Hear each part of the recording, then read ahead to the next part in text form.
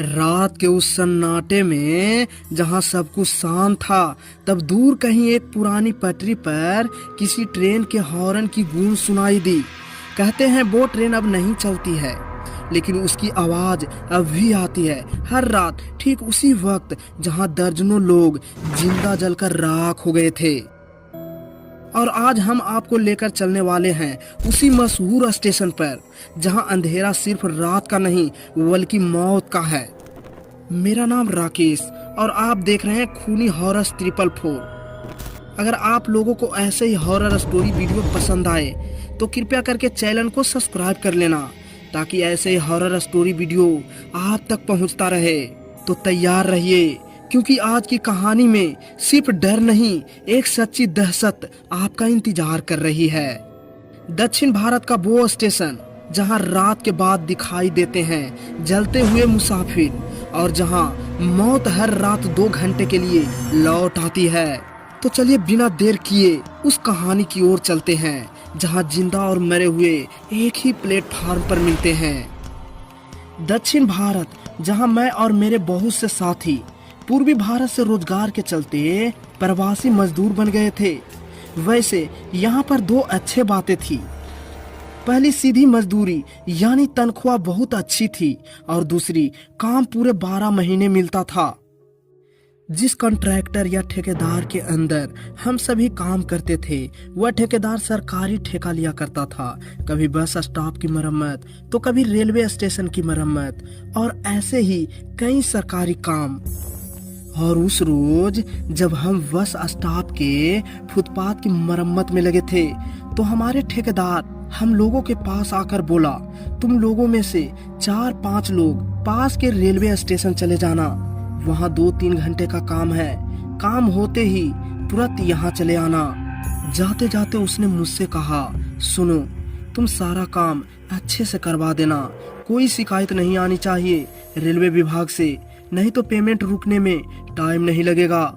ऐसे तो वहाँ 30-35 लोग काम करते थे, लेकिन मैं और मेरे 3 साथी उस रेलवे स्टेशन पर मरम्मत का काम करने पहुँचे। वहाँ पहुंचकर देखा कि स्टेशन काफी बड़ा है, मगर वहाँ कोई मुसाफिर आने जाने वाले दिखाई नहीं दे रहे थे, और नहीं कोई अनाउंसमेंट हो रहे थे जैसा कि आमतौर पर रेलवे स्टेशन पर होता है।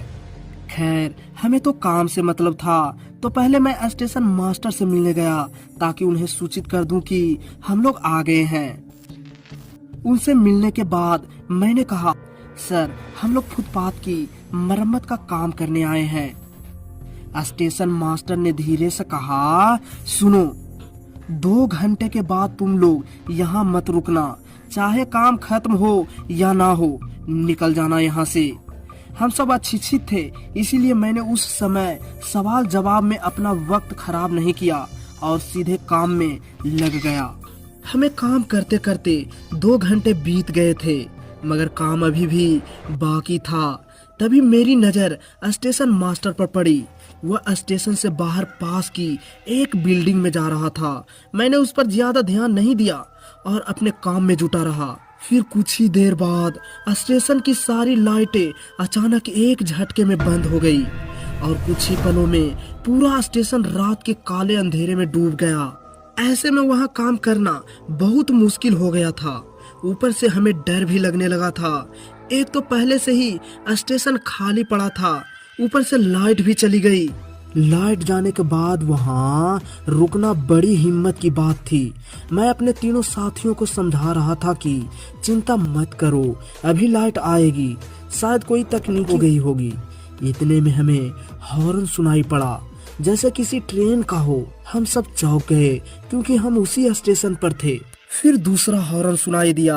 अब हम चारों प्लेटफार्म की ओर देखने लगे, और कुछ ही देर में ट्रेन के आने की आवाज साफ साफ सुनाई देने लगी। हमने इधर उधर देखा, मगर कोई ट्रेन दिखाई नहीं दे रही थी। ऐसा लग रहा था जैसे ट्रेन स्टेशन पर आकर अभी अभी रुकी हो, लेकिन दिखाई नहीं दे रही थी। ट्रेन की आवाज साफ आ रही थी, पहियों की चरमराहट, ब्रेक की सीटी, सब कुछ सुनाई दे रहा था, लेकिन सामने कुछ नहीं था। अब हम चारों बुरी तरह घबरा गए थे। तभी एक अजीब सी चीख और आवाजें सुनाई देने लगी, जैसे बहुत से लोग एक साथ रो रहे हो, चिल्ला रहे हो। यह सब देखकर मेरे तीनों साथी वहां से भाग खड़े हुए और मैं अकेला वहां रह गया। मैं भी वहां से निकलने के लिए जैसे ही बाहर जाने को मुड़ा, तभी एक झटके के साथ लाइट आ गई। लाइट आते ही मुझे ऐसा लगा जैसे प्लेटफार्म पर कुछ हलचल हो रही हो। मैंने पलटकर देखा तो और भी ज्यादा रूह कांप उठा।